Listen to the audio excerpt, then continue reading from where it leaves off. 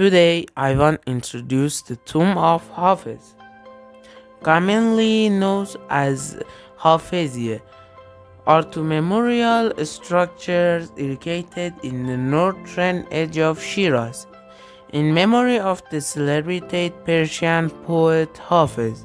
The open pavilion structures are situated in the Musalla Gardens on the north bank of a seasonal river and house the marble tomb of Hafiz. The present buildings, built in 1935 and designed by the French architect and archaeologist André Goudard, are at the site of previous structures, the best known of which was built in 1773. The tomb, its gardens, and surrounding memorials to other great figures are focus of tourism in Shiraz. آرامگاه حافظ که معمولا به عنوان حافظیه شناخته می شود دو بنای یادبودی هستند که در حاشیه شمالی شیراز به یاد شاعر مشهور ایرانی حافظ ساخته شده. سازه های کوشک روباز در باغ مصلا در ساحل شمالی رودخانه فصلی قرار دارند و آرامگاه مرمرین حافظ را در خود جای دادند. ساختمان های کنونی که در سال 1935 ساخته شدند توسط معمار و باستانشناس فرانسوی آندره گودار طراحی شده اند. در محل سازه های قبلی قرارند که شناخته شده ترین آنها در سال 1773 ساخته شده است. مقبره، باغ‌های آن و یادبودهای اطراف آن برای دیگر بناهای بزرگ ارقام کانون گردشگری شیراز هستند. حافظیه بارها از سوی حاکمان تیموری، صفوی، افشار و زن بازسازی و مرمت شد. در انجام در سال 1314 شمسی یا 1935 میلادی آخرین اقدام مهم و شایسته توسط وزارت آموزش پرورش فارس به ابتکار علی اصغر حکمت وزیر آموزش پرورش صورت گرفت. حافظ میگه که مطرب عشق عجب ساز و نوایی دارد، نقش هر نغمه که زد راه به جایی دارد. عالم از ناله عشاق مبادا خالی، که خوش آهنگ و فرح بخش هوایی دارد.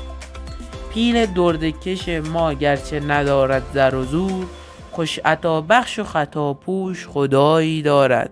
محترم دار دلم که این مگس قند پرست، تا هواخواه شد فرهمایی دارد.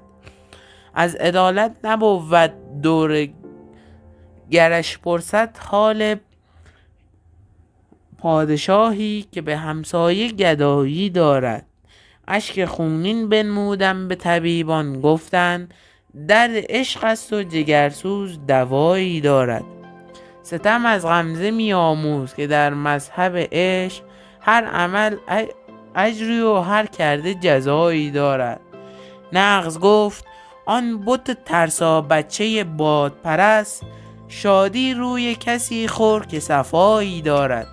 خسروا حافظ درگاه نشین فاتحه خوان، و از زبان تو تمنای دعایی دارد.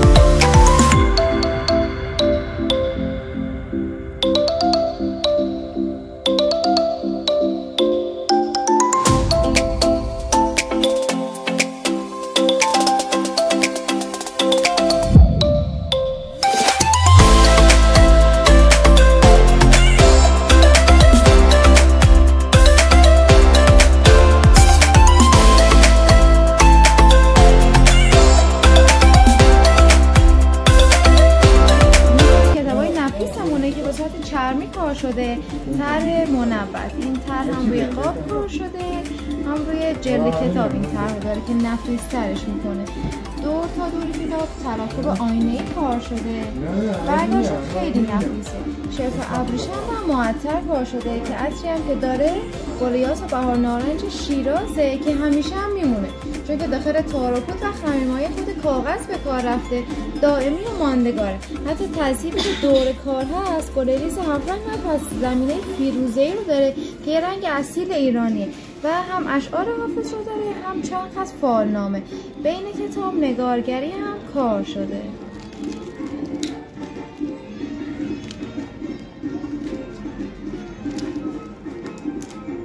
این یکی از نفیس‌ترین دیوان‌های حافظمونه. طرحش گل و مرغ کار شده که نماد شیرازی، سیاه قلمش کاملا کار دسته.